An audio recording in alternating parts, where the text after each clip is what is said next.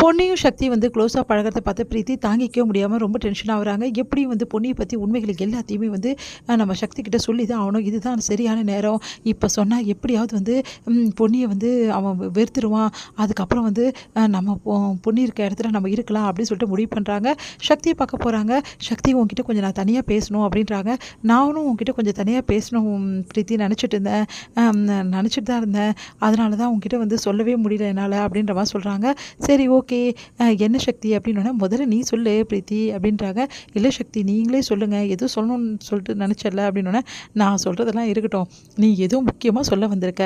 அத முதல்ல சொல்லு. அதுக்கப்புறம் பார்க்கலாம். என்னோட விஷயம்லாம் பெரிய விஷயமே இல்ல" அப்படின்றாரு. அப்படியா?" அப்படின்னு சொல்லிட்டு சொல்ல ஆரம்பிக்கிறாங்க.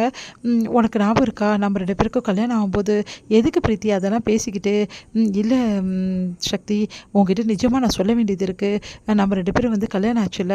அப்போ வந்து நம்ம 2 பேருக்கும் வந்து கல்யாணம் ஆவல. ஆனா அந்த டைம்ல வந்து பொன்னி தான் வந்து நீ கல்யாணம் பண்ணிக்கிட்ட. இப்ப என்ன அதுக்கு அப்படின்னு கேட்குறாரு. கரெக்ட்டு தான். ஆனா பொன்னி தான் வந்து நம்ம 2 பேரையும் பிரிக்கிறதுக்காக நெறைய சதி வேலைய போட்டுருக்கா. அந்த டைம்ல அவ தான் கல்யாணம் பண்ணிக்கணும்னு சொல்லிட்டு இவ்ளோ ஏற்பாடும் பண்ணிட்டுருக்கா.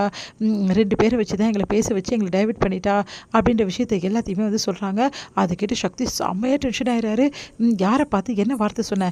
பொன்னிய பார்த்து இப்படி சொல்ல உனக்கு மனசு எப்படி வந்தது? நீ எல்லாம் ஒரு பொண்ணா? அப்படின்றாரு.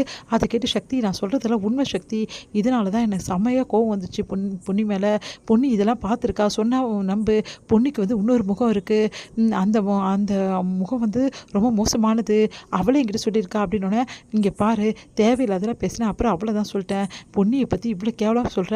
உனக்கெல்லாம் அசிங்கமா இல்ல? யாரோ 2 பேர் ஏதோ சொல்லிட்டாங்களாம். அதனால பொன்னி வந்து வேணும்னே என்ன கல்யாணம் பண்ணிக்க திட்டம் போட்டாளாம்." சரி பொன்னி திட்டம் போட்டா. சரி சொல்றாப்பா. பொன்னி என்ன கல்யாணம் பண்ணிக்க எல்லா திட்டமும் போட்டா. அப்ப அந்த டைம்ல உனக்கு சொத்து வேணுமா? வந்து நான் வேணுமான்னு கேட்கும்போது, "ஏன் உன் அப்பா, அம்மா கூட போன? இருந்து கல்யாணம் பண்ணிக்க வேண்டியது தானே? பொன்னி சொன்னானா? யார் சொன்னானா? உன்னால முடியலல்ல. சோ பணம் காசு வேணும்னு தானே போன. இப்போ வந்து பொன்னி தான் இப்படி பண்ணான்னு சொல்ற? இங்க பார் பொன்னி இப்படிலாம் பண்ணியிருக்கவே மாட்டா. அதுக்கு சான்ஸே இல்ல. அப்படிப்பட்டவளே கிடையாது பொன்னி. நீ தப்பா புரிஞ்சுக்கின்னு மத்தவங்க பேசி வராத. அதுவும் பொன்னி எவ்வளோ நல்லவ தெரியுமா? உன்னை பத்தி அவ என்ன சொன்னா தெரியுமா? உனக்கு நல்லபடி கல்யாணம் ஆகணும். நீ நல்லபடி வாழணும்னு அவ ஆசைப்படுறா. ஆனா நீ அவள பத்தி இவ்வளோ கேவலமா பேசுற. இதுவரைக்கும் உன்னை பத்தி ஒரு வார்த்தை அவ சொல்லியிருக்காளா? நீ இப்படி பண்ணுவேன்னு நான் நினச்சி கூட பார்க்கல. உன்னெல்லாம் என்ன செய்யறதுன்னே தெரியல." அப்படின்னு சொல்லிட்டு செம்மையா டென்ஷன் ஆயிடுறாங்க. "இதுக்கப்புறம் என் மூஞ்சில முழிக்கவே முழிக்காத.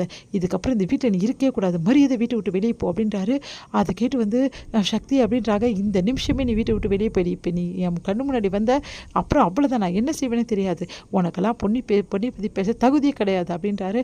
அதை கேட்டு என்ன பண்ணுறதுன்னு தெரியாமல் முழிக்கிறாங்க. அப்படியே வந்து எழுந்துக்கிறாங்க கனவுலேருந்து பிரீத்தி. "அப்போ இவ்வளோ நேரம் வந்து கனவா? நான் கண்டிப்பா வந்து சக்தி கிட்ட வந்து இதெல்லாம் சொன்னேன்னா, அவன் வந்து இப்படி தான் சொல்வான். பொன்னிய விட்டு குடுக்க மாட்டான். ஏன்னா பொன்னி அந்த அளவு வந்து அவன்கிட்ட நல்ல பேர் எடுத்து வச்சிருக்கா. இத இப்ப சொல்லக்கூடாது. வேற வழியே கிடையாது. இத சொல்லாம இருக்கிறது நம்மளுக்கு நல்லது." அப்படின்னு சொல்லிட்டு யோசிக்கிறாங்க. யாரோ வந்து கதவு தட்டுறாங்க. பார்த்தா வந்து சக்தி நிற்கிறாரு. "சக்தி நீயா?" அப்படின்னோனே, "உன்கிட்ட கொஞ்சம் பேசணும் பிரீத்தி" அப்படின்றாரு. சரி சொல்லு. உள்ள வா" அப்படின்னு. "உள்ளலாம் வேணாம். வெளியவே நின்னு பேசலாம்" அப்படின்னு சொன்னோனே, "சரி சக்தி சொல்லு சக்தி" அப்படின்றாங்க. இல்ல ரொம்ப முக்கியமா பேசணும்னு வந்தேன்." "என்ன இது? நம்ம கனவுல பார்த்த மாரியே சக்தி வரானே! என்ன பேச போறான்? ஒரு வேளை நம்மள திட்ட போறானா? நம்மள பத்தின உண்மையெல்லாம் இவனுக்கு தெரிஞ்சுச்சா? அதுக்கு தான் நம்மள வீட்ட விட்டு போறதுக்காக சொல்றதுக்காக வந்திருக்கானா? ஒண்ணும் புரியலையே" அப்படின்னோனே, "ஏன் சக்தி ஒரு மாதிரி இருக்க?" அப்படின்னோனே, "இல்ல பிரீத்தி உன்கிட்ட நான் சொல்லி தான் ஆவணும். அதுக்கு தான் நான் வந்திருக்கேன். இந்த வீட்ட விட்டு நீ போணும்" அப்படின்னோனே அதிர்ச்சி அடையறாங்க பிரீத்தி. இதோட முடியுது.